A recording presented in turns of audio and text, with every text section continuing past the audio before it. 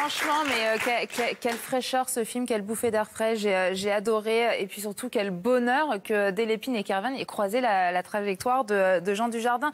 Alors Jean nous offre du grand Dujardin, vous l'avez vu dans la bande-annonce, comme il sait si bien le faire. Et d'ailleurs, il le dit en ce moment, il a envie d'explorer des univers différents. Il veut se mettre au service de réalisateurs qui ont un véritable regard. Là, bah oui, forcément, il a été gâté. D'ailleurs, parenthèse, il sera bientôt à l'affiche du prochain film de Quentin Dupieux. Donc une nouvelle fois, c'est un univers audacieux avec un pitch complètement fou. Ça va te plaire, David. L'histoire d'un homme qui plaque tout du jour au lendemain pour aller s'acheter le blouson 100% d'un de ses rêves.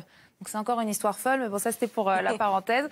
Donc pour en revenir à I Feel Good... Moi j'ai tout plaqué pour venir ici. Du vrai. Oui. Heureusement, il n'est pas venu en peignoir. Je dors ici, oui. Alors la semaine prochaine, il faut venir en peignoir et en tongs, comme il le dit.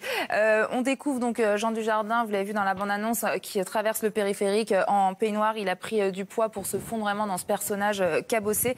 Et sa prestation est juste dingue. C'est-à-dire que je ne sais pas combien de mimiques il nous livre pendant le film. Il faut revoir le film au moins 50 fois pour décrypter toutes les mimiques et toute la gestuelle de Jean Dujardin.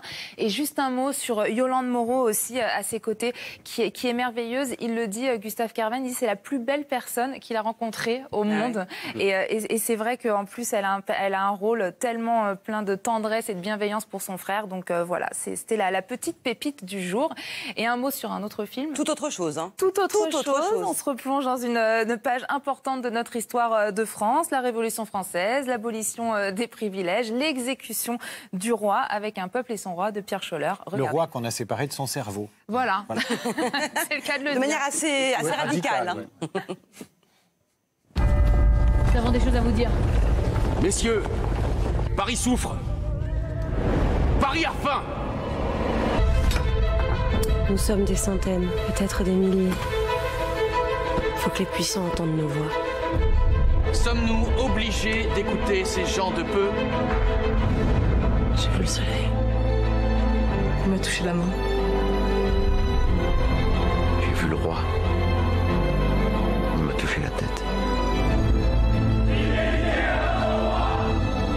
Déclaration des droits de l'homme, les hommes naissent et demeurent libres et égaux en droit.